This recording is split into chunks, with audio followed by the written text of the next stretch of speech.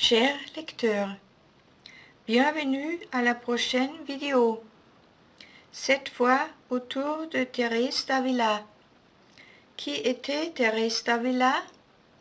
Elle a vécu en Espagne au XVe siècle et était une carmélite.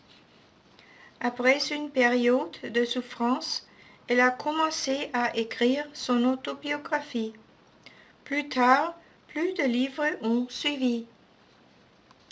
Sa principale préoccupation était de conduire les gens vers Dieu et de leur donner accès à la spiritualité en rédigeant ses propres expériences pour les rendre accessibles à un large lectorat.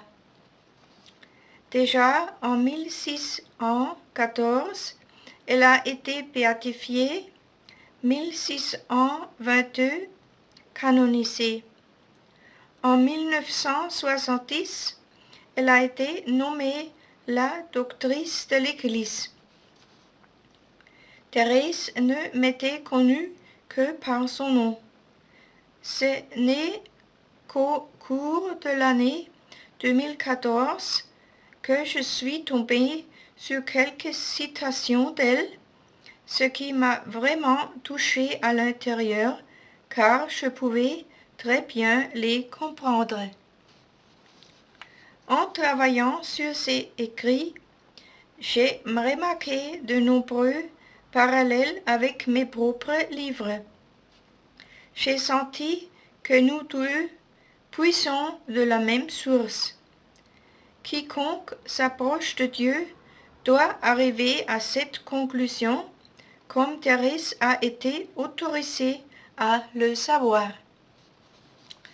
Non seulement son humour, mais aussi l'actualité de ses paroles, qu'elle a notées avec une simplicité et une clarté étonnantes, m'ont inspiré d'une manière particulière.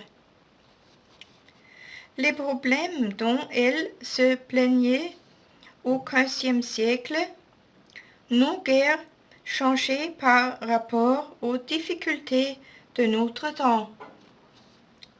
Alors comme maintenant, il était et il est important qu'il y a des gens qui conduisent les autres à la foi, les guident et les aident à grandir dans leur propre spiritualité. Thérèse est devenue mon amie et ma sœur au niveau spirituel et religieux. Il est réconfortant de lire qu'elle aussi a dû traverser de nombreuses profondeurs.